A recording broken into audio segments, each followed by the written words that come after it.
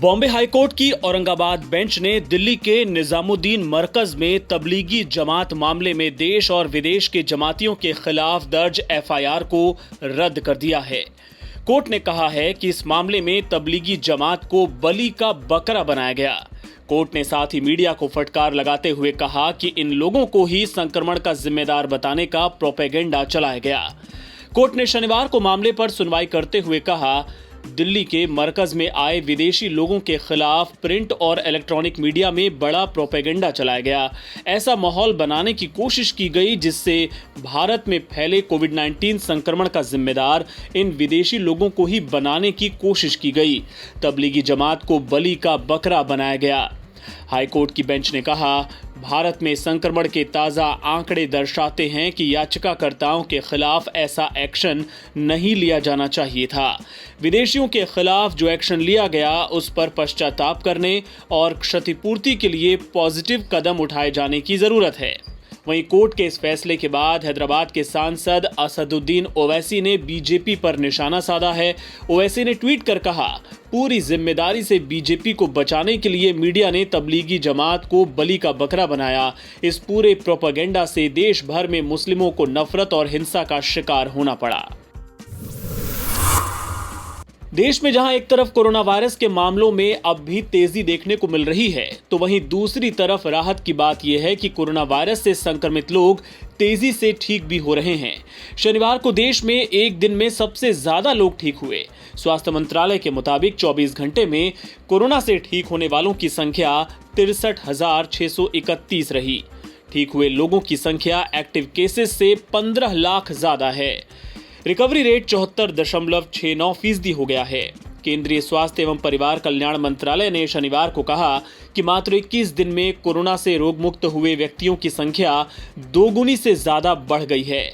देश में 1 अगस्त को कोरोना संक्रमण से मुक्त हुए लोगों की संख्या 10,94,374 थी, जो 21 अगस्त को बढ़कर 22,22,577 हो गई।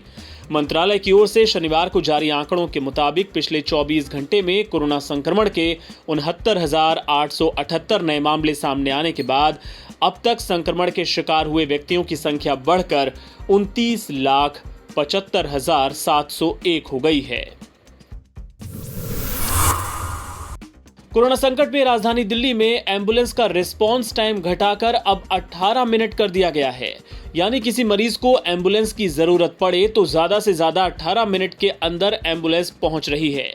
पहले ये टाइम 1 घंटे के आसपास हुआ करता था। स्वास्थ्य मंत्री सत्येंद्र जैन ने कहा कि सरकार की कोशिश है कि कोरोना से होने वाली हर मौत को किसी भी हाल में रोका जाए।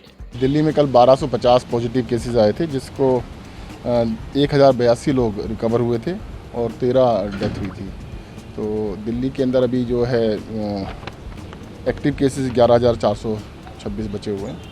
कोशिश ये है कि एक भी डेथ ना हो, परंतु देखिएगा एक टाइम था 70 रोज़ हो रही थी, 60-70 थे। आज लगभग 10 और 20 के बीच में आ रही हैं। इसको और कोशिश कर रहे हैं, जितने भी देखो इलाज करने के लिए हर तरह की सुविधा दे रहे हैं। हमने तो यहाँ तक भी कर दिया कि भाई जितनी भी एम्बुलेंस है, एम्बुलेंस पहले 1 घंटे में उसका एवरेज टाइम था, अब वो 18 मिनट पे आ गया।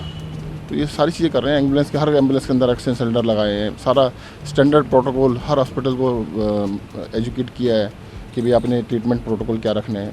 तो पूरी कोशिश की जा रही है।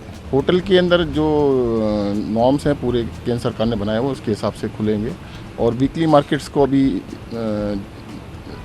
सोशल डिस्टेंसिंग के हिसाब से स्टार्ट किया जाएगा। मध्य प्रदेश के ग्वालियर में बीजेपी के 3 दिवसीय सदस्यता ग्रहण समारोह के शुरू होने से पहले शनिवार को कांग्रेस कार्यकर्ताओं ने शहर में जमकर हंगामा काटा। काले पट्टे, काली पट्टियां और काले झंडे लिए कांग्रेस कार्यकर्ता बीजेपी के राज्यसभा सांसद ज्योतिरादित्य सिंधिया के खिलाफ नारेबाजी कर रहे थे। उनके हाथों में सिंधिया विरोध वाले पोस्टर भी थे। कार्यकर्ताओं की पुलिस से झड़प हुई और बाद में उन्हें हिरासत में लिया गया। हालांकि कांग्रेस नेताओं और कार्यकर्ताओं की गिरफ्तारी का सिलसिला शनिवार को इससे पहले ही शुरू हो गया था। सिंधिया से नाराजगी के चलते कांग्रेस के कार्यकर्ता मुख्यमंत्री और सिंधिया के सामने काले झंडे दिखाकर या किसी अन्य तरह से प्रदर्शन करने की तैयारी तैयारी कर रहे थे, जिसकी भनक पुलिस को लग गई। पुलिस ने उन्हें सुबह सुबह घर से ही गिरफ्तार कर लिया। कांग्रेस बीजेपी के इस सदस्यता अभियान का विरोध कर रही है। पार्टी का कहना है कि कोरोना काल में ये अभियान लोगों की जान को खतरे में डाल सकता है।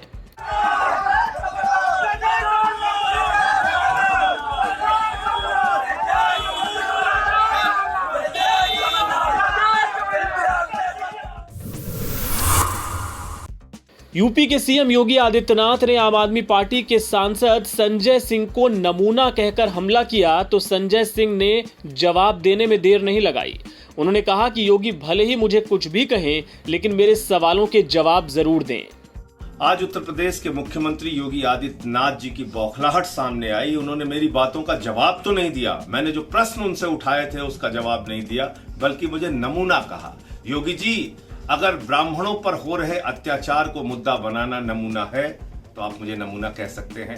अगर मौर्य समाज पर हो रहे अत्याचार, पाल समाज पर हो रहे अत्याचार, राजभर समाज पर हो रहे अत्याचार, यादव हैं, लोध हैं, कुर्मी हैं, जाटव हैं, सोनकर हैं, वाल्मीकि हैं, जाट हैं, नाई हैं, बढ़ई हैं, विश्वकर्मा है, प्रजापति हैं, अगर उत्तर प्रदेश के लोगों के मन में ये पैदा हो रहा है, ये उनके मन में सवाल खड़ा हो रहा है कि उनके साथ अन्याय और अत्याचार हो रहा है, ये मुद्दा उठाना अगर नमूना आपको लगता है तो आप मुझे नमूना कहिए, जेल में भेजिए, गिरफ्तारी कराइए, जो मन में आए कीजिए। आपने 9 FIR भी कराई, मेरा कार्यालय भी बंद करा दिया। आज मुझे नमूना आप कह रहे हैं, आप कहिए, लेकिन मेरी बातों का जवाब दीजिए कि 12वीं में पढ़ने वाले प्रभात मिश्रा की हत्या क्यों हुई? खुशी दुबे अभी भी जेल में क्यों सड़ रही है? उत्तर प्रदेश के अंदर हत्या की, लूट की, डकैती की, बलात्कार की घटनाएं क्यों बढ़ रही हैं?